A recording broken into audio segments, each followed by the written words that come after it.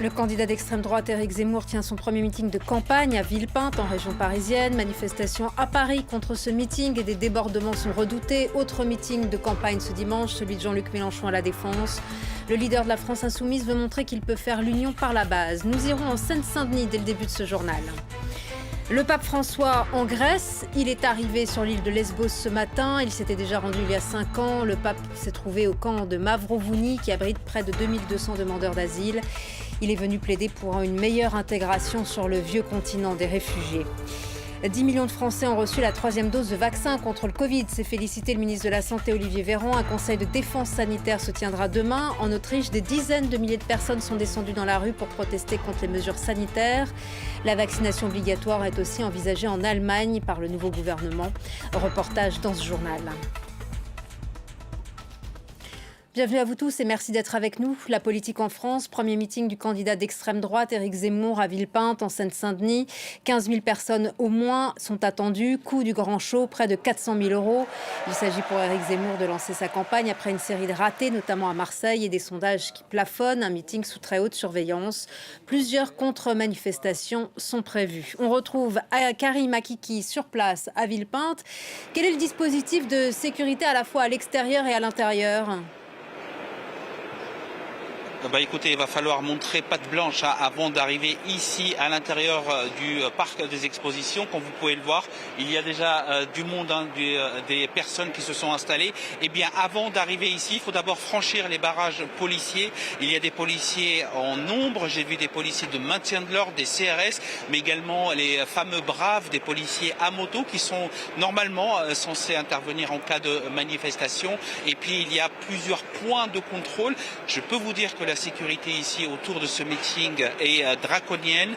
Les personnes qui rentrent sont fouillées, leurs sacs sont fouillés également avant d'arriver ici à l'enceinte dans le palais des expositions. Il y a plusieurs fouilles, les sacs sont également fouillés. Puis il faut être accrédité pour les journalistes, mais également pour les personnes qui ont souhaité venir aujourd'hui ici. Eh bien, ils ont envoyé un mail. On nous dit du côté de l'organisation qu'il y a eu plus de 19 000 mails qui ont été envoyés et la capacité de la salle est de 15 000 personnes.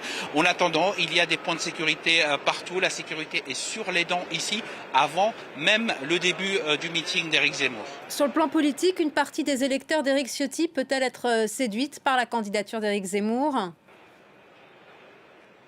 En tout cas, oui, en arrivant ici, nous avons pu nous entretenir avec certains militants d'Éric Zemmour qui avaient dit avoir participé à l'élection en interne Les Républicains, des LR, et qui avaient voté pour Éric Ciotti.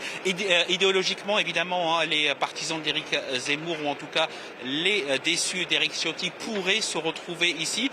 D'ailleurs, Éric Zemmour lui-même avait lancé sous forme d'un tweet un appel à tous les déçus. Il disait-il, nous avons des objectifs communs, nous avons une vision commune.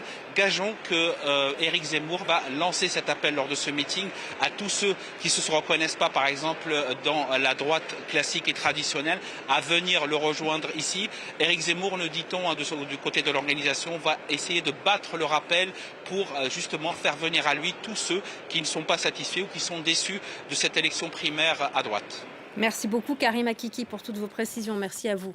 À La Défense, Jean-Luc Mélenchon mobilise ce dimanche ses militants et sympathisants face à la droite et à l'extrême droite.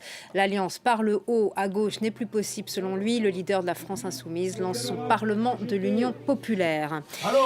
À droite, Valérie Pécresse défend donc les couleurs des Républicains à l'élection présidentielle. Les adhérents ont choisi une femme comme candidate pour la première fois dans l'histoire de ce parti politique. Valérie Pécresse a remporté hier plus de 60% des suffrages. Invitée à la mi-journée du grand jury, elle est revenue sur sa proposition contestée de territorialisation des peines. On l'écoute. Cette territorialisation des peines, j'y reviens, nous avons aujourd'hui 62 zones de reconquête républicaine, 62 dans le pays. C'est des zones qui ont été délimitées par le gouvernement. C'est des zones dans lesquelles il y a, on l'a vu dans les quartiers nord de Marseille, des checkpoints pour entrer dedans. C'est des zones dans lesquelles se concentrent tous les trafics. Dans ces zones, il y a des habitants. Donc, ces habitants ont le droit à la sécurité. Moi, je veux des brigades coups de poing. D'ailleurs, avec Éric Ciotti, on se rejoint là-dessus. Je veux des brigades coups de poing avec des policiers, du fisc, avec des juges Je veux aussi éventuellement que l'armée puisse venir, à un moment donné, sécuriser ces quartiers quand on ira vraiment, j'allais dire, démanteler tous ces réseaux. Et je veux que les peines prononcées dans ces quartiers, il y ait une circonstance aggravante. On y met 30% de plus de policiers. Aujourd'hui, on doit y mettre plus de sanctions. La visite du pape François sur l'île de Lesbos ce matin après la capitale Athènes. Il s'est trouvé dans un camp pour réfugiés à Mavrovouni où il était très attendu. Le camp insalubre et surpeuplé de Moria avait été détruit par un incendie. Il a été remplacé par ce camp plus sûr, mais qualifié de prison à ciel ouvert par les ONG. Le souverain pontife a appelé à mettre fin à un naufrage de la civilisation. Quelle est la portée de la parole du pape François alors qu'il est cet après-midi à Athènes? La réponse de notre correspondante Alexia Kefalas.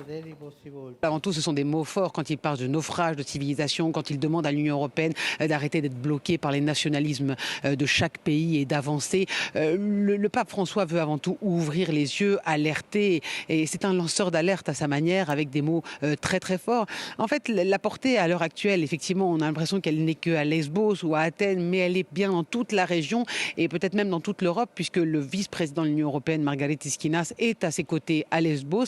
Et c'est ça que le pape François veut faire passer. Il veut faire passer ce message de dialogue d'une Union européenne qui est devenue inhumaine et que finalement on s'adresse à des êtres humains. Ce ne sont pas seulement des termes de migrants ou de demandeurs d'asile. Et c'est ça véritablement qu'il veut faire, et c'est pour ça qu'il utilise des mots forts, justement pour que ce soit repris, notamment par la presse, mais aussi par les dirigeants européens, et montrer qu'il y a urgence. Et c'est la raison pour laquelle cet impact aujourd'hui peut sembler être à Lesbos, mais il va rayonner dans le monde entier. En tout cas, c'est ce qu'espère le pape, et c'est ce qu'espèrent aussi beaucoup de demandeurs d'asile dont la situation reste très critique à l'heure où la Grèce continue de construire des camps de plus en plus fermés, de plus en plus restreints au niveau des libertés de circulation, et au moment où les ONG fustigent la Grèce pour ces refoulements de migrants en mer Égée, une mer Égée que le pape François qualifie encore et toujours de cimetière.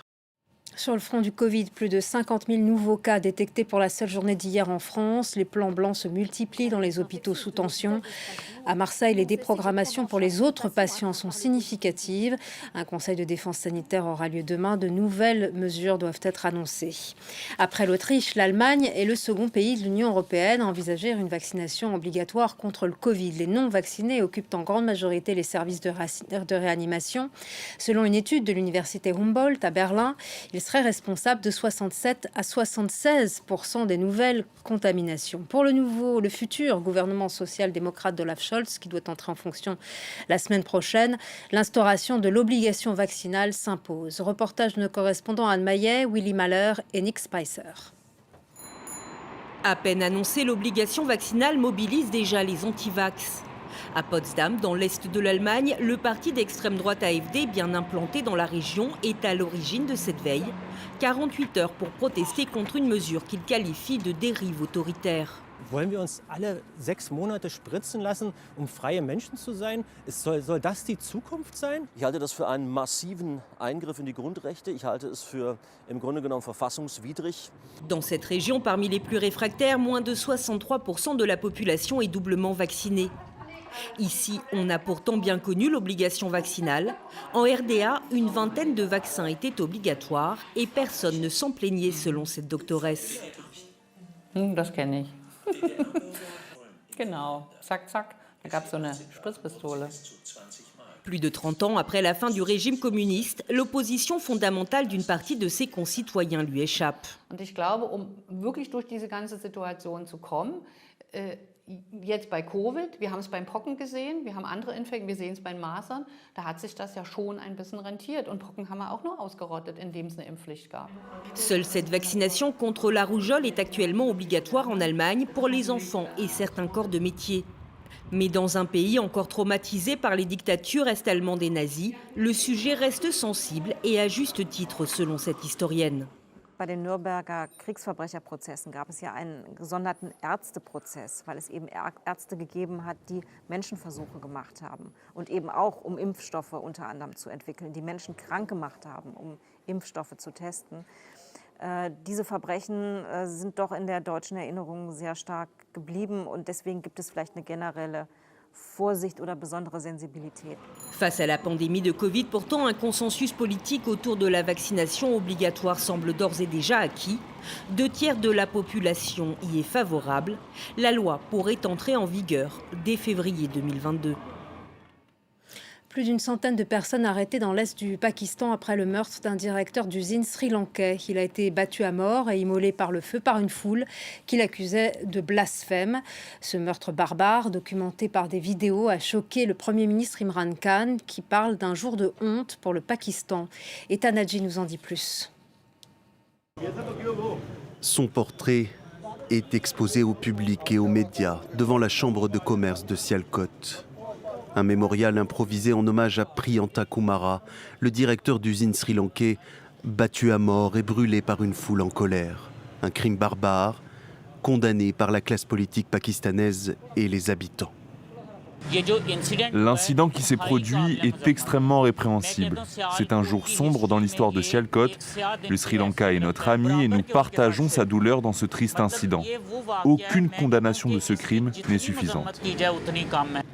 Les images de la scène du crime font froid dans le dos. Voici ce qu'il reste de Priyantha Kumara, un amas de cendres, des vêtements carbonisés au milieu de cette artère très fréquentée de Sialkot.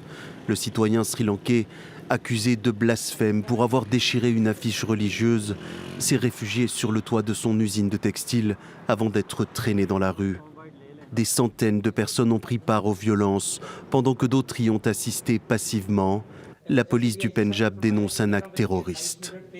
Nous sommes intervenus à 200 endroits différents en moins de 24 heures pour arrêter les suspects. Nous avons identifié 160 coupables présumés grâce à des images de surveillance. 118 personnes ont été arrêtées jusqu'ici. Était-ce un règlement de compte avec un employeur abusif? L'enquête se poursuit. Mais les accusations de blasphème sont régulièrement utilisées au Pakistan comme prétexte lors de simples disputes. L'offense à l'islam, souvent non prouvée, a provoqué à plusieurs reprises ces dernières années des lynchages meurtriers. Selon un récent rapport, au moins 78 personnes auraient été tuées en 2020 au Pakistan dans des affaires de blasphème. Et on va se quitter avec ces images de cette manifestation, cette contre-manifestation qui va de Barbès à Paris, Barbès-Rochechouart à La Villette en ce début d'après-midi. Objectif, faire taire Éric Zemmour. La police redoute des affrontements. Je vous le disais, c'est le premier meeting du candidat d'extrême droite qui se tient à Villepinte en Seine-Saint-Denis. Plusieurs collectifs et associations, une cinquantaine d'ailleurs d'organisations syndicales, des partis, des associations ont appelé à manifester à Paris, donc de Barbès à La Villette. L'objectif, le slogan est donc de faire taire Éric Zemmour, un cortège qui se dit anti-fasciste. Il faut dire qu'il peut y avoir des troubles avec une personnalité aussi clivante et provocante que celle d'Éric Zemmour. Et c'est la fin de ce journal. Merci à vous tous de votre attention. L'information continue sur France 24, en français, en anglais, en arabe et en espagnol. Merci à vous tous.